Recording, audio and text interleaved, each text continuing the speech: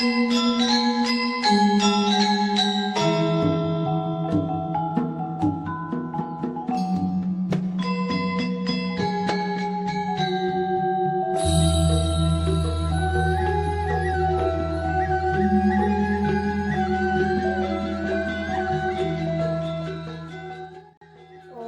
Swastiastu. Om Awiganamastu Namasidar. Om Sidarastu Tatastu Swaha.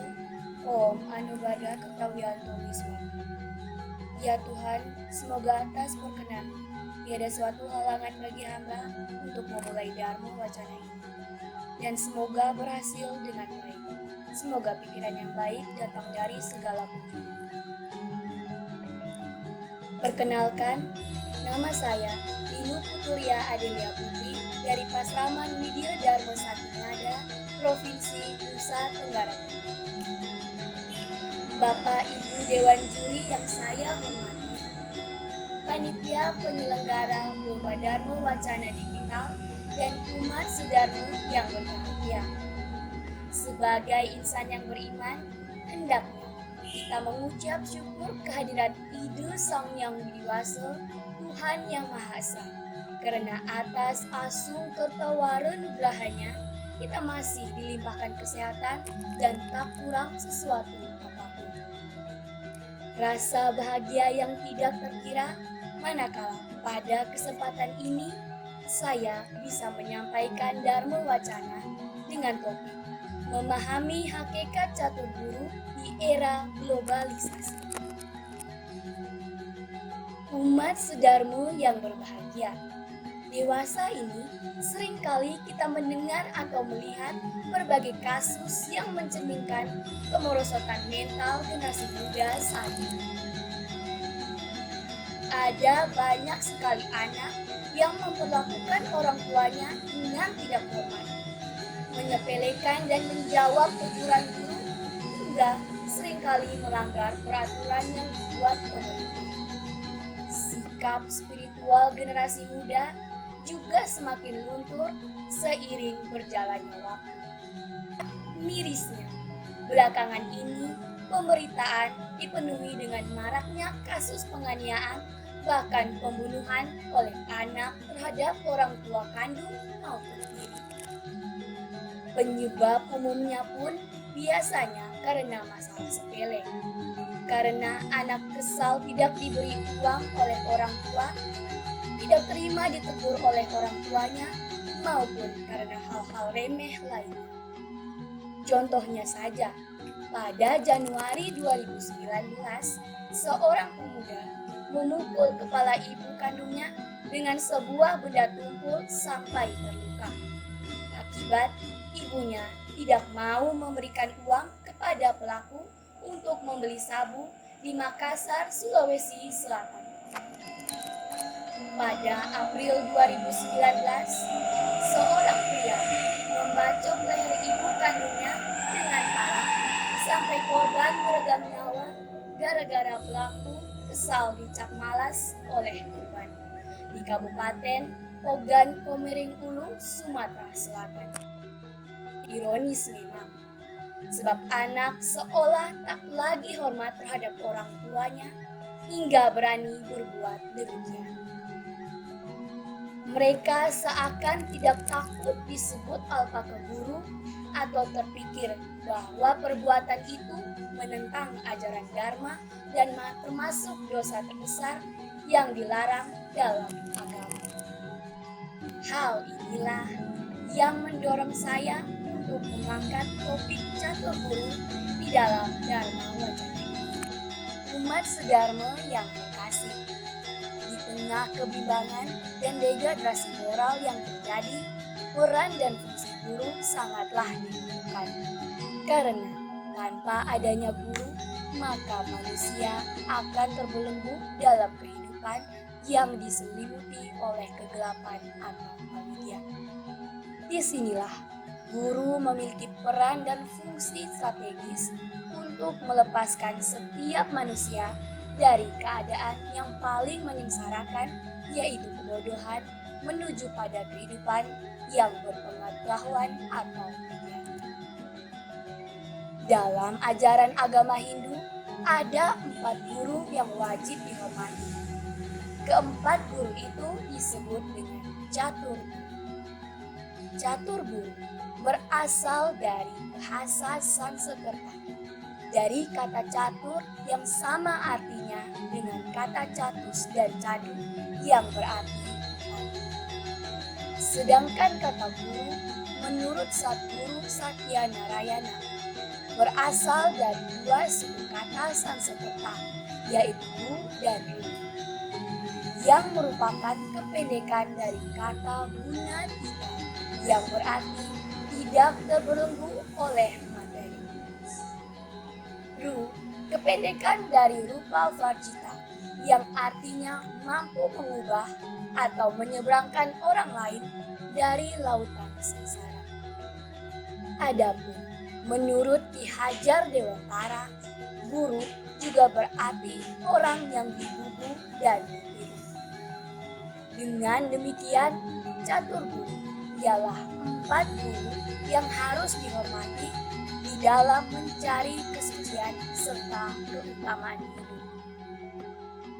Keempat guru utama dan mulia yang perlu dihormati dalam ajaran catur guru di antaranya ialah guru rupako atau orang tua, guru pengajian atau guru di sekolah, guru wisesa atau pemerintah, dan guru swadhyaya atau ide samyang widiwasi.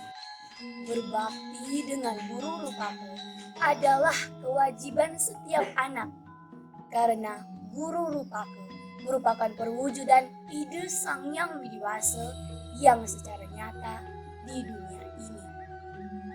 Guru rupako mengandung, melahirkan, memelihara, dan mendidik anaknya dengan penuh kasih sayang.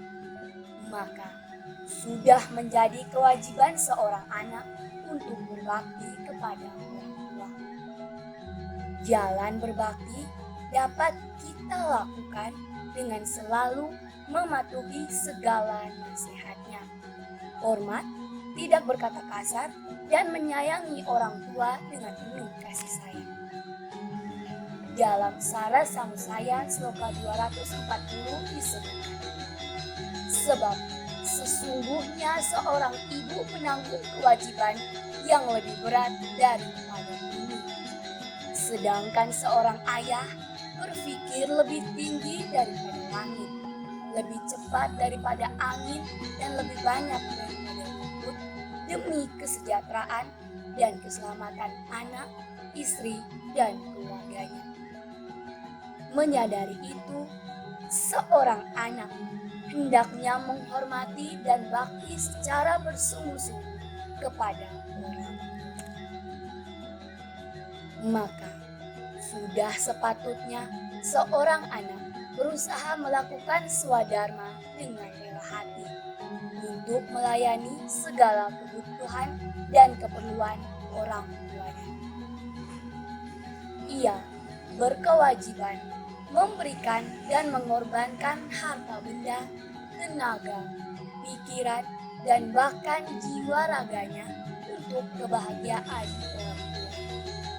Seorang anak yang senantiasa berbakti dan menyayangi orang tuanya tentu akan mendapatkan kebahagiaan di dalam hidup, serta segala jalan yang ditempuh selalu mendapatkan restu dan anugerah yang berlimpah. Selanjutnya, berbakti kepada guru pengajian merupakan kewajiban seorang siswa dalam proses apurun. Seorang anak dituntun dan diajarkan ilmu pengetahuan suci, dibina dan dididik agar memiliki pengetahuan sebagai bekal menjalani hidup dalam melaksanakan brahmacari asrama. Seorang anak dilahirkan secara spiritual oleh guru pengajian melalui pengetahuan suci, sehingga segala kegelapan atau avidya yang dimiliki mampu dihilangkan dengan ajaran suci yang cemerlang atau bijak. Seorang siswa yang berbakti dengan guru pengajian akan mendapatkan anugerah dan jalan yang terbaik di dalam hidupnya. Berbakti kepada guru WSESA atau pemerintah merupakan kewajiban masyarakat karena sudah diberikan perlindungan, rasa aman, juga kesejahteraan di dalam hidup. Seorang pemimpin harus mampu mengayomi masyarakatnya dan menjadi pelindung bagi rakyatnya. Tetapi apabila ada pemimpin yang tidak melaksanakan kewajibannya, tentu akan menjadi tercela dan hilang wibawanya. Itulah kewajiban seorang pemimpin bagi rakyatnya. Dan kewajiban rakyat terhadap pemimpin adalah mematuhi segala peraturan, hukum, dan undang-undang yang ditetapkan sebagai wujud bakti terhadap guru WSESA. Rakyat yang menghormati dan menjunjung tinggi wibawa pemimpinnya mendapatkan hidup yang bahagia, aman, nyaman, damai, dan sejahtera. Selanjutnya, berbakti kepada guru swadhyaya atau ide Sang Yang Widi Wasa merupakan kewajiban setiap umat manusia. Karena pada dasarnya segala sesuatu yang ada di dunia ini berasal daripadanya dan akan kembali kepadanya. Tanpa beliau, tentu seluruh isi dunia, alam semesta, bahkan kita tidak akan pernah ada di dunia ini. Oleh karena itu, sudah sepatutnya kita berbakti dengan jalan selalu memuja kebesaran dan kemahakuasaannya, bersyukur atas segala anugerahnya, dan berbuat sesuai dengan ajarannya. Dalam kitab Bhagavad Gita, bab 12 loka 2 disebutkan, mereka yang memusatkan pikirannya kepadaku dengan senantiasa mengendalikannya dan dengan penuh kepercayaan, merekalah yang aku anggap terbaik dalam melaksanakannya. Bila kita mampu berbakti dengan tulus ikhlas kepada guru swadhyaya atau ide Sang Yang Widi Wasa, maka segala yang diharapkan dan diinginkan tentu dapat tercapai dengan baik atas kehendaknya. Seseorang yang selalu berbakti kepada guru swadhyaya juga akan senantiasa hidup dengan baik, diberi tuntunan menuju jalan kebenaran, serta memperoleh anugerah dan perlindungan. Umat sedharma yang berbahagia. Rasa bakti dalam ajaran catur guru ini menegaskan betapa penting dan agungnya peran dan fungsi guru dalam perjalanan pendidikan seseorang. Keberhasilan pendidikan seseorang sangatlah ditentukan oleh guru. Untuk itu, sudah sepatutnya sebagai generasi muda Hindu, kita menghormati dan berbakti kepada catur guru.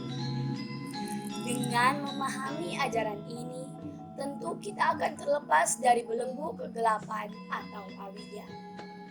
Sebab guru adalah pelepas kegelapan dalam hidup yang mampu menuntun ke arah cahaya kehidupan yang bahagia.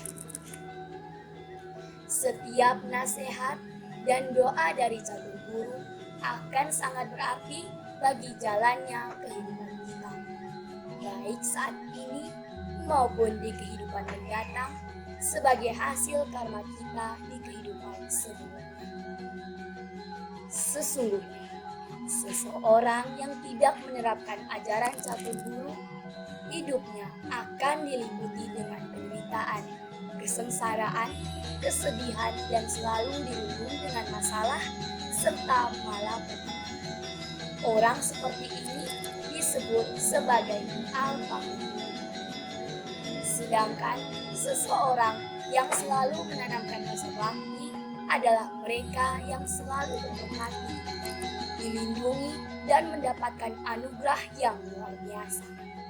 Merekalah yang dapat kita sebut sebagai suputra.